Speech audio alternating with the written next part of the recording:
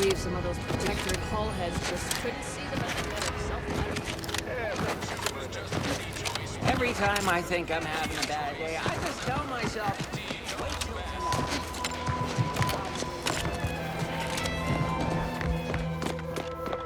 I don't much appreciate you undermining my work, Minister. When have I ever not made a go of a job for you, huh? Is it so damn hard to extend a mind of trust? Calm down. You know well would not have been necessary had you completed your task in a timely manner. I'll calm down when you stop braying your little excuses. How about that? My, such aggression. You scarcely need add hostility to your list of inadequacies. Bad Trooper Sealong, no mind. The individuality encouraged by Auntie's choice sometimes inspires employees to speak out of turn. How has your progress been? Have you acquired what we discussed? Excellent! Pleased that someone in my employ can be relied upon.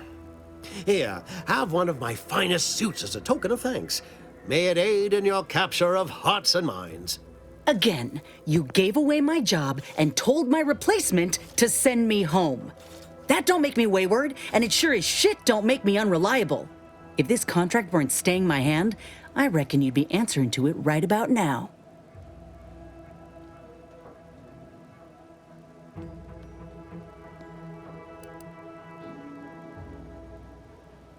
You mean grant preferential treatment to a subpar contractor?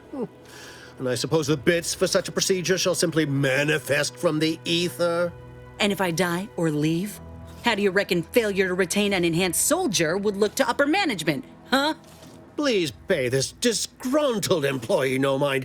What would she do without Auntie's hand to guide her if she were unemployed? I should think death a preferable alternative. That's it. I'd rather be a down-and-outer for the rest of my life than crushed under your counterfeit leather boa boot a second longer. I quit!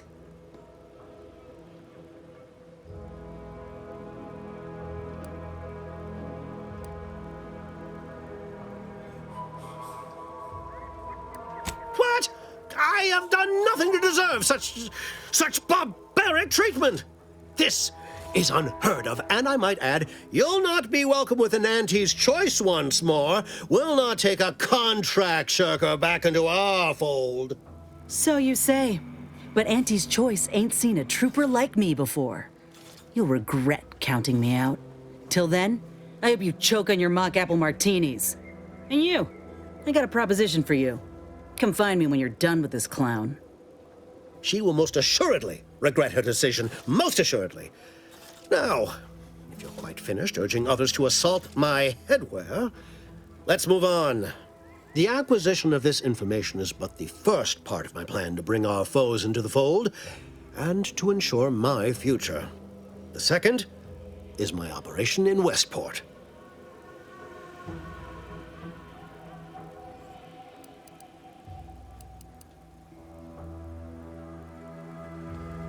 Worry not. The culmination of my plan will bring me the tools to aid you in your endeavor to enter the Vox station. Westport is a shell of the bustling town it was prior to the invasion, though a handful of Protectorate Yaysayers still cling to it. My plan requires their conversion.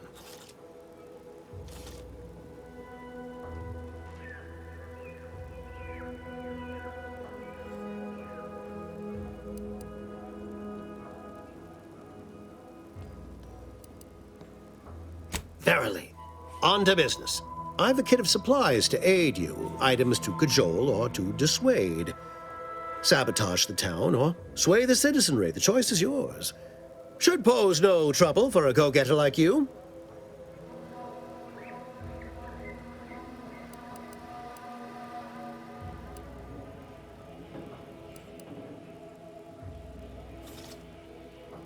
Perhaps.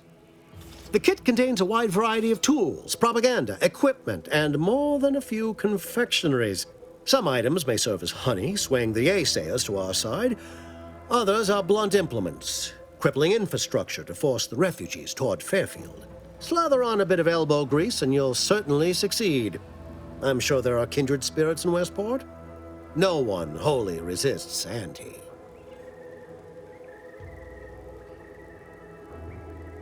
Excellent. Here's the kit. Advertisement tapes, ambidextrine, assorted stimulants, free samples of Purple Berry Crunch, everything you need to wage war on the undecided mind. With that, I shall mark the locale. Begin with the vigilant Hogarth. Motivate him to depart, and his subjects will trot in file behind him woolly cow-like. Now, I'm sure you've asked yourself, for a task so involved, shall the reward be worthwhile? Well, wonder no longer. For the completion of this deed, I'm prepared to offer you an exact replica of my one-of-a-kind, limited production, gentle person's Oxonian.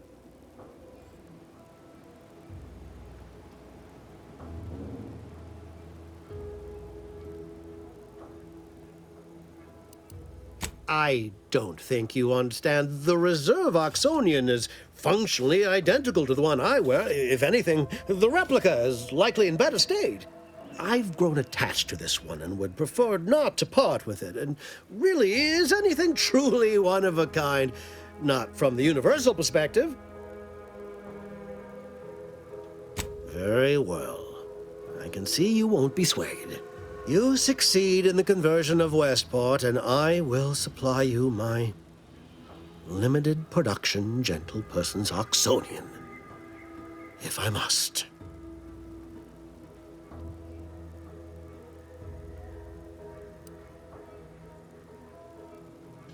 Then consider yourself officially deputized in the war to further innovation and the free market. Be forewarned. I can only guess at the needs of the denizens of Westport. You must engage with them, gauge their situation. Only then can you motivate them adequately.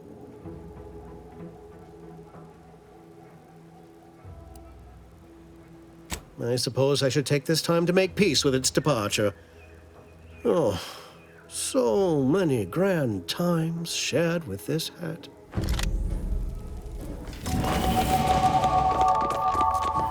All done in there? Hope that little dust up back there didn't put you off. My contract had me caged, and I was glad to get a few licks in during the jailbreak. Got a proposition.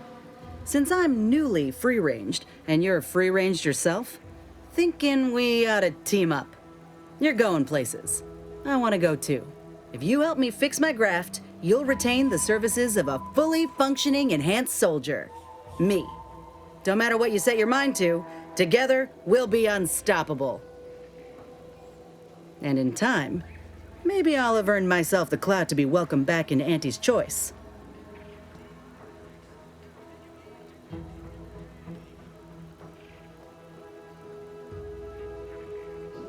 Had a feeling you knew a good offer when you seen it. Once I'm in top form, you'll be pleasantly surprised to see what I'm capable of. Just gotta find out how to get there first. Doc Tinsley worked with Grafts for some time before she came to Fairfield. Damn fine scientist. Reckon we should visit her lab at the edge of town to see if she's got ideas for us. This much of a crowd's not likely to keep a low profile. Someone ought to head back to mind the ship.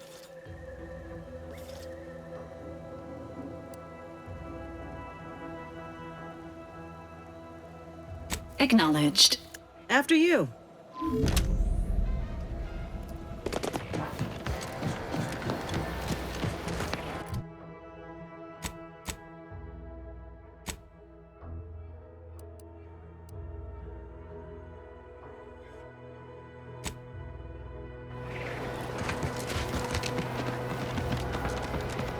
What's all this talk I'm always hearing about middle and lower management? Well, the middle managers assign all the hard work to the lower managers. Ask them defectors if they miss anything about Protectorate life. Envisaged community. Yep.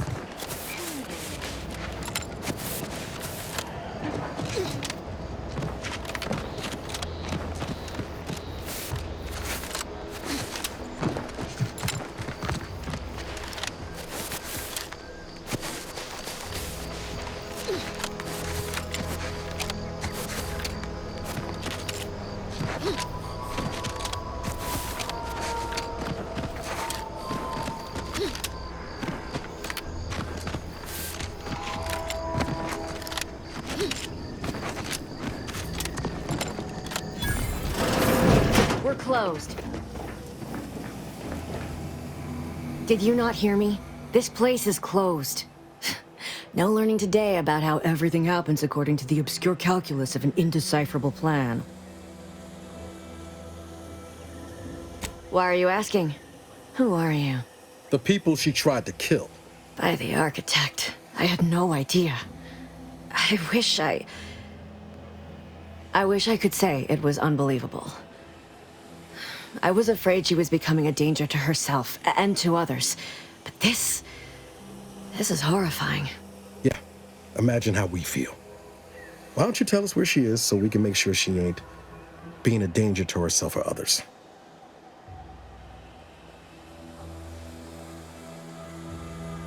And how are you going to do that? That ain't something you ought to be concerning yourself about. If you think I'm going to help you do what I think you're talking about, you are deluded.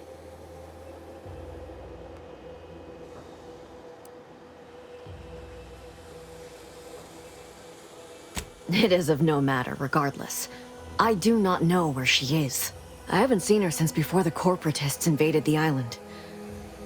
I'm afraid she's going to do something terrible, but I just don't know what. Maybe none of this would have happened had I not introduced her to Victor. How did... You saw her terminal, didn't you? Victor's an Order archivist. We were all friends for a time. But then, shortly before the schism, they started talking to some others inside the Order.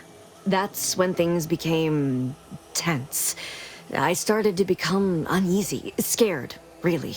She kept getting angrier with the Order the more she worked with Victor and her other contacts. On top of everything else, it became just too much for me. Among other things. For some reason, she was obsessed with the cliffhanger ending of Chapter 6. It was the one where capitalist fanatics brought complete destruction upon Arcadia. But you know how it works. It was somehow miraculously saved at the beginning of the next chapter. It didn't matter to DeVries, though. She just kept going over it and over it. Would have talked to a Crabble about it if there was no one else to listen. That, and the invasion itself, set her mind to dark things. I begged her not to go down that road again. She was so agitated when I first met her. Must have been 7, going on 8 years ago now. She never slept, didn't talk to anyone if she could avoid it. After we became friends, she began to change. Still bothered her from time to time, but I thought it mostly behind her. I couldn't watch her go back to how she'd been. Or worse.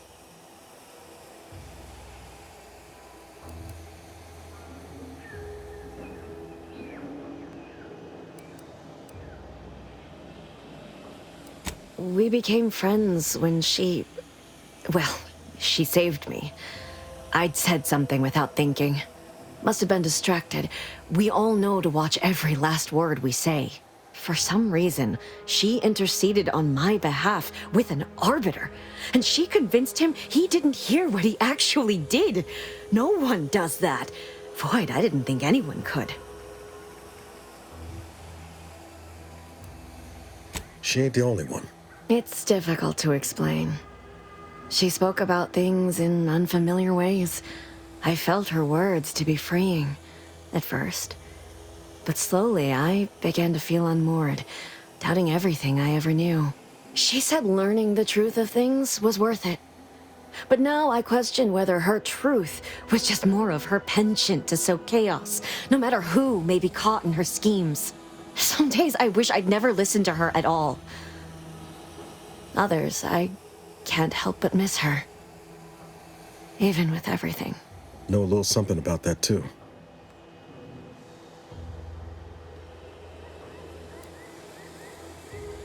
It is inexplicable to me as well. I even tried to go see her again, once, after the corporatists invaded Paradise Island and took over Fairfield. They seemed to let anyone in there. Some boisterous fellow even tried to recruit me. No. Nearest I could surmise, she'd left just prior to the fall of Fairfield. I'm ashamed to admit, I did break into her safe. She used the same code for everything. 15-778. That sounds like it could be her agent identification code, Commander. She said it had some meaning from her previous life. I'd hoped she'd left something for me, but the safe was empty.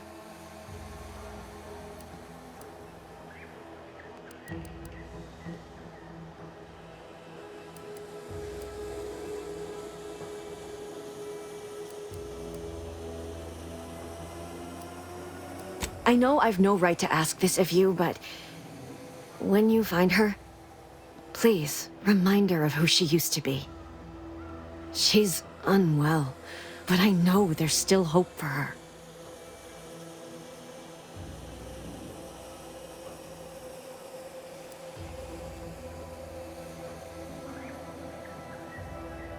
That's all I can ask.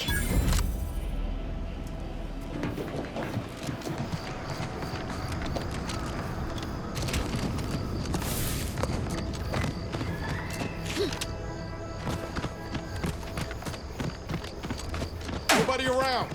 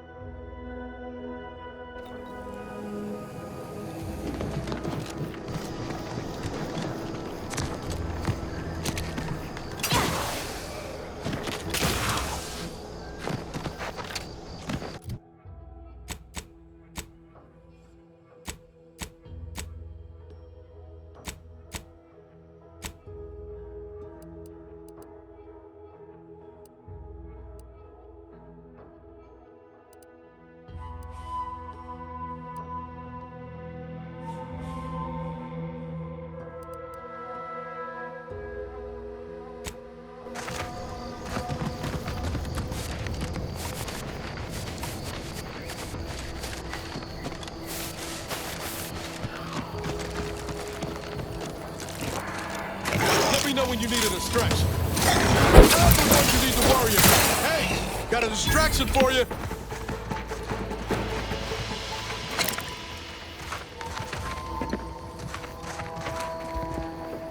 First promotion accelerating activities done, and we've already got dropouts. Doozy of a drop, too. Can't believe Ormsby pegs these people as executive material. Me, sure. Them? Huh. We can hear you. Hush, Cobb. Today's task was about upward mobility. Tree died hanging the ropes. Told them they were doing it wrong. Dead include Assistant Hagen and other slackwits. Show some respect. Oh, like you care. You didn't even participate. I told you, I got a cute lumbago. Time to break camp for the next skill-building exercise, which I will surely dominate. This is Sanitation Specialist Cutshaw, soon to be VP of something big, signing off.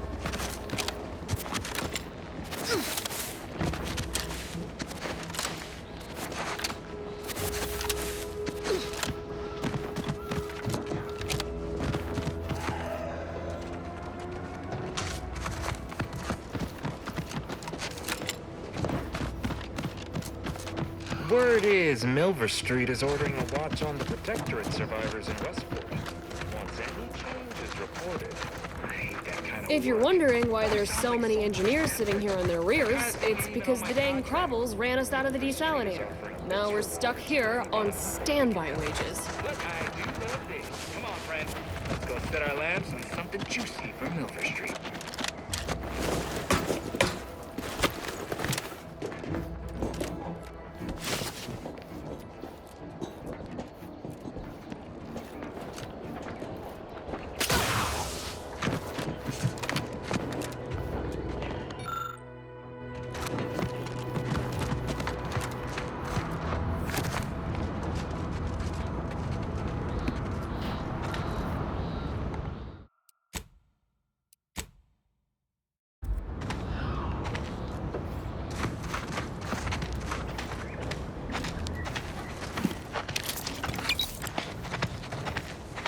Knock off the funny business.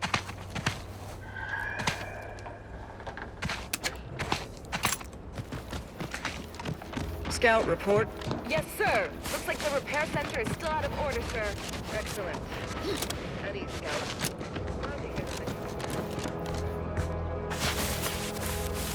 Those guards are mighty agitated. And some are wearing gas masks. Yeah, something ain't right here. We should be cautious. What was that? I was just starting my mandatory 5-minute break period. Time to earn Up to, but I'm not ready. Making good progress.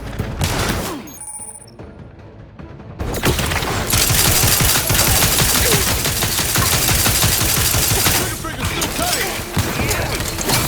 Got eyes on some losers.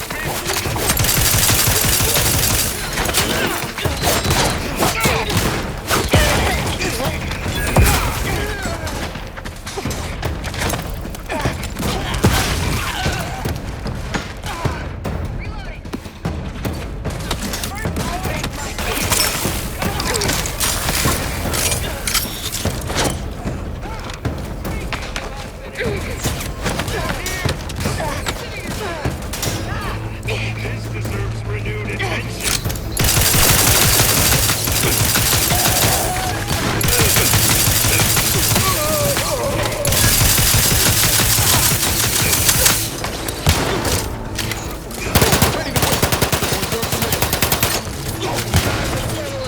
Commander, heading toward it.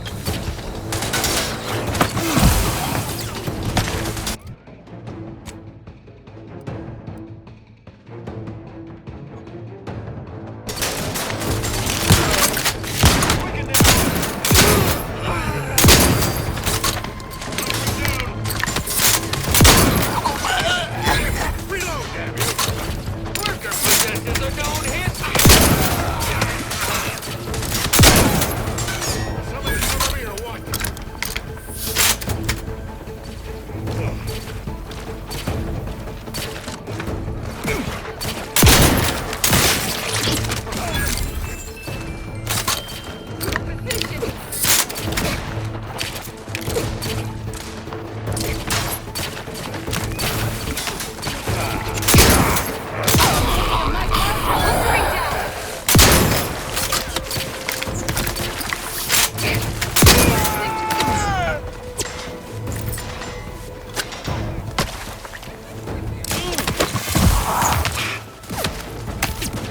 I'm the aggressor.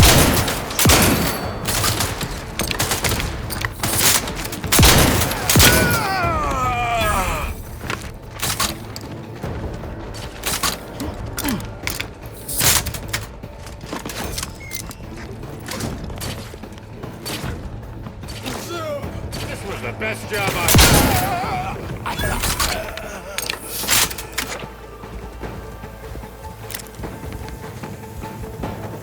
Can't have our fearless leader firing on it. Let's get the crap.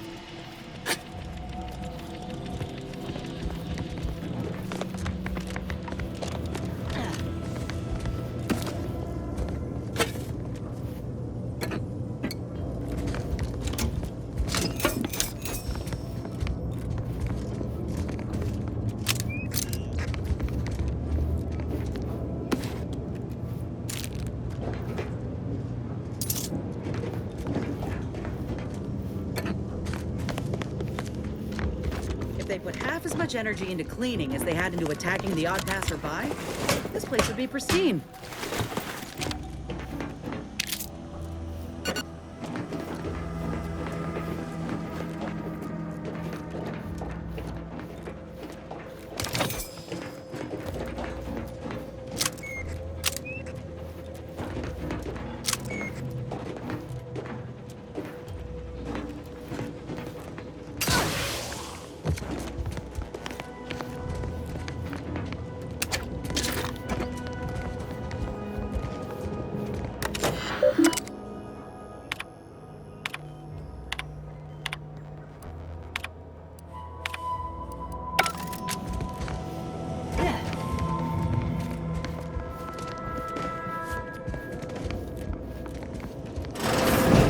I've counted at least 6 horrendous death screams since you arrived.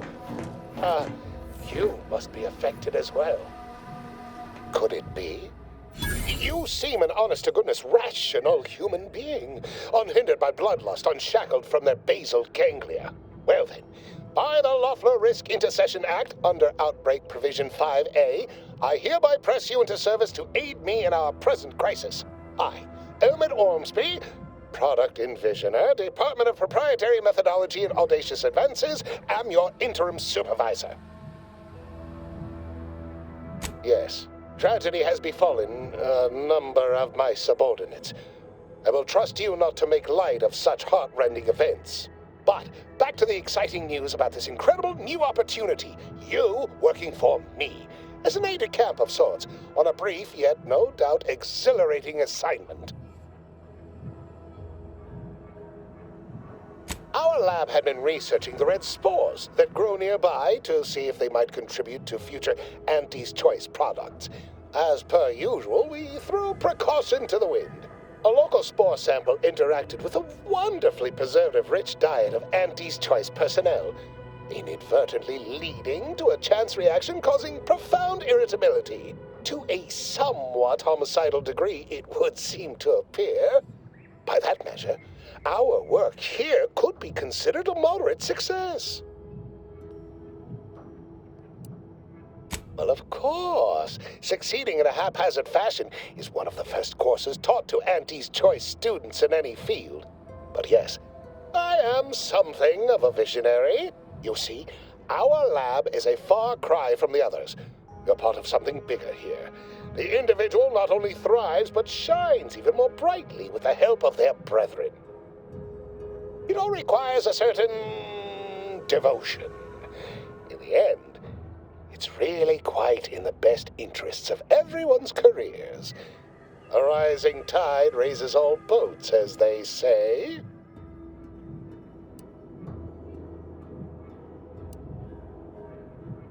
Speaking of the team, such as they are in their present deranged state, how did you make it past them? You know, without being killed.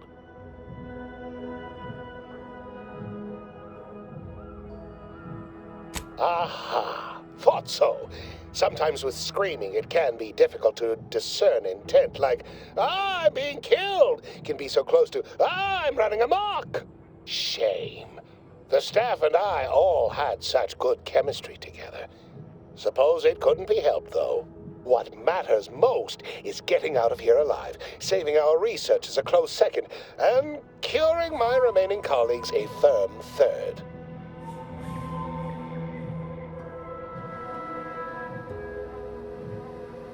Well, it should all be rather straightforward, yes? I suspect we'd use a top-down indirect coronium synthesis method, don't you think?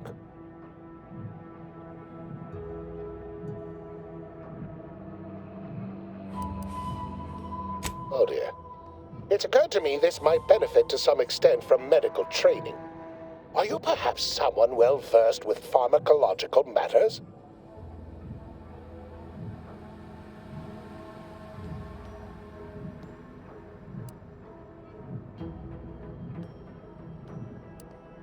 Oh, really? That's very interesting. I believe that long since discredited, but, you know, such things often come back into fashion. Apologies.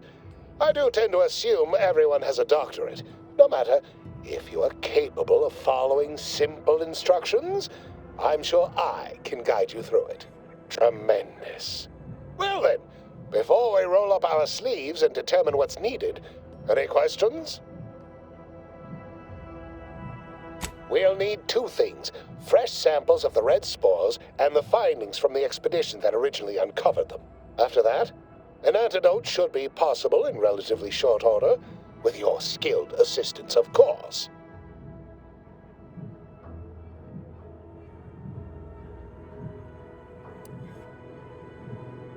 Fresh spores will be key in the formulation of an antidote, as will the particulars and analysis from the expedition.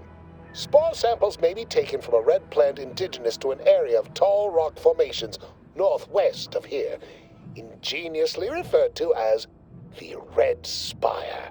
The research team's findings are on a terminal in another building on these same grounds, a satellite lab to this one, if you will. Once we have an antidote firmly in hand, we can save my remaining colleagues, so best not murder them all in the meantime.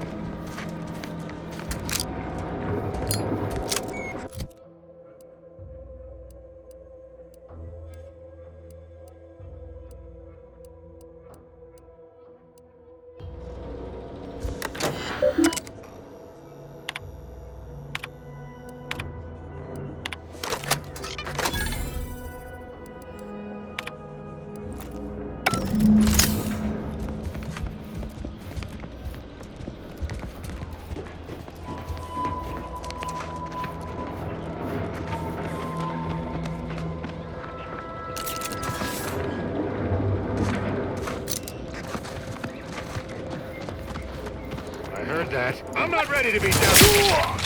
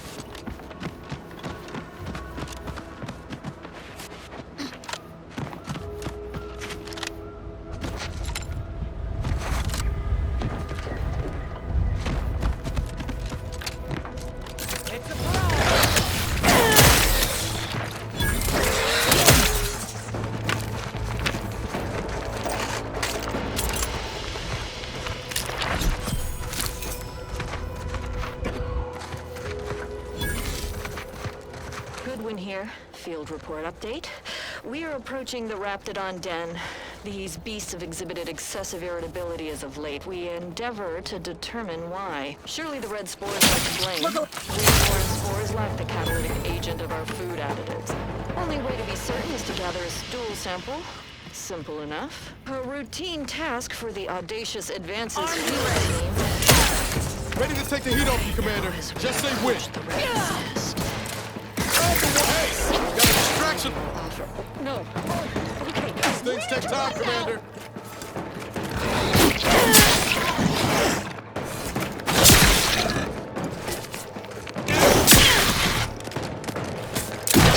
Commander, you're bleeding!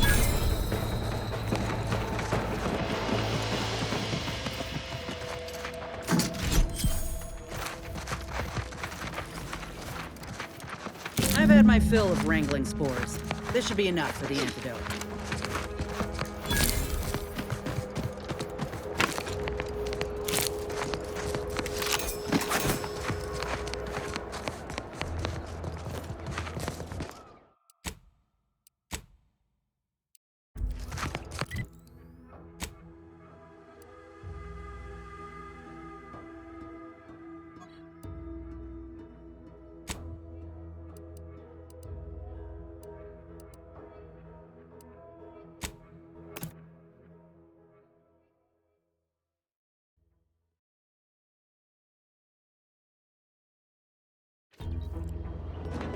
What do you mean you're leaving? Shift's over. I have a life outside this place, you know. A life? Outside our lab? No. I get raring to fight.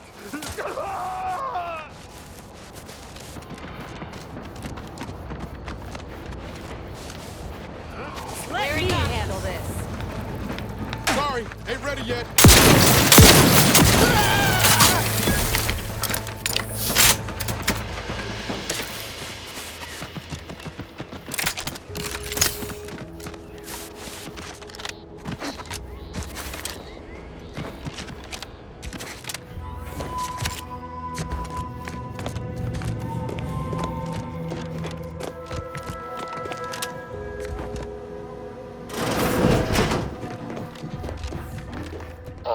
My most favorite, least homicidal subordinate.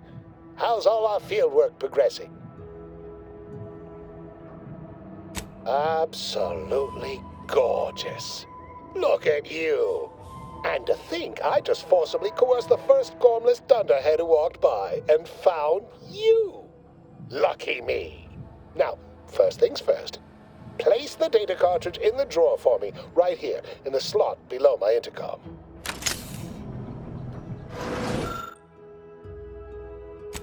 Haha.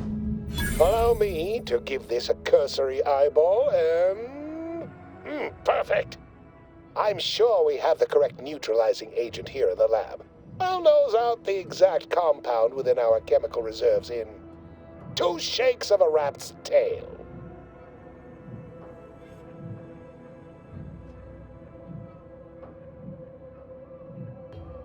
Always fortuitous to have ready access to a key chemical agent nearby. This might work out yet. Auntie may ignore our recent setbacks if I deliver an easy-to-market product. Just imagine the ad slogans. Air, now with extra fractiousness. Though, I suppose it only works on other Auntie's Choice employees, not our preservative-free rivals. Oh, but let's not get ahead of ourselves. Now we must formulate an antidote. If we're able to save my remaining subordinates, they can help us rush this product to market.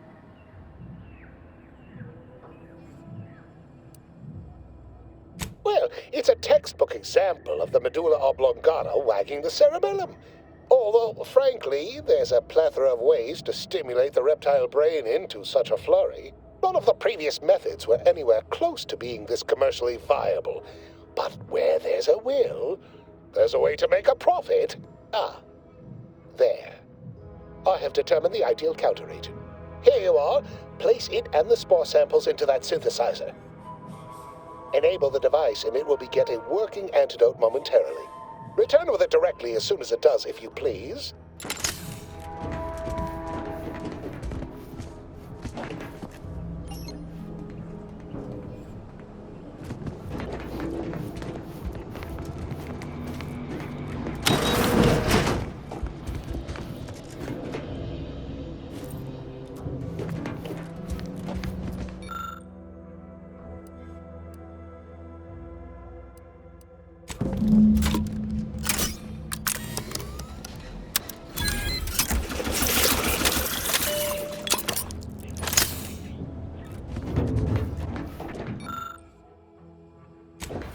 cannot wait to put this entire sordid affair behind us. Though in the end, this should turn out to be quite a lucrative day. I saw you working the chemical synthesizer. I presume you were successful in creating an antidote? Nice try. But you don't possess nearly the negotiating power you might suspect. Not when I can simply bide my time and wait for another gormless dunderhead to stumble by. Why, let that thick-headed boob amble off with your reward. Not budging? Oh, all right. I suppose I'd be willing to throw in a little extra as a merit bonus for your superlative performance.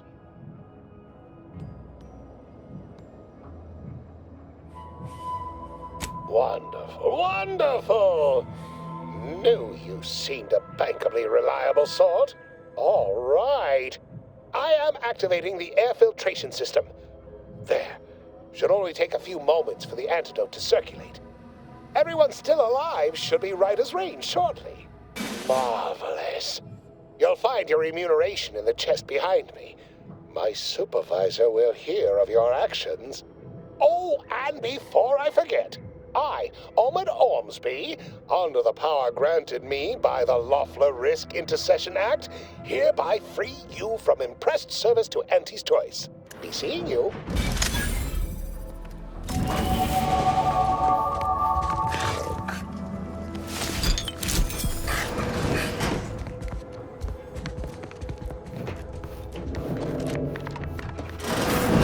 Typical Auntie's Choice. Moving fast and breaking things.